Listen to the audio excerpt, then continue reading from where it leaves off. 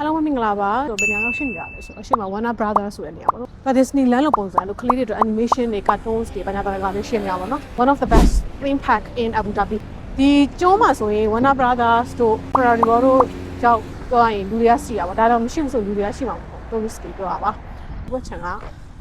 လူကတွေကဘလို့နေလဲသူတို့တွေအဆောက်အအုံကဘလို့လဲဆိုတော့ပြသပေးသွားမှာပါ။ဒီကနေစကြည့်မယ်ဆိုရင်ဒါ Warner Brothers ရှိမယ်။ climb ဆိုတဲ့နေရာရှိတာကတားထဲမှာလို့ပြန်တန်းနေတဲ့ပုံစံကို artificial လောက်လာတာပေါ့နော်။တစ်ချက်မှဆိုရင် Ferrari World ရှိမယ် Yes More ရှိမယ်ဒီမှာချက်မယ် Yes More ဒီမှာ Warner Brothers ရဲ့နောက်မှာဆိုရင်ဒါ Yes Water World ရှိမှာပေါ့နော်။ဟိုဘက်ချက်မှာ Sea World ပါ Sea World ကျတော့ aquarium ပုံစံမျိုးအများစုကတော့ဒီတရားပေါ်မှာပါဒီတရားပါလို့ဆိုတော့လှည့်တန်းဝင်းတို့တရားနဲ့တူပါတယ်။လမ်းလျှောက်ကစားကြတယ်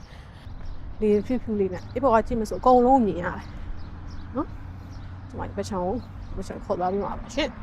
အားလုံးပဲလိုက်ပါ tissue cap ပြပါဦး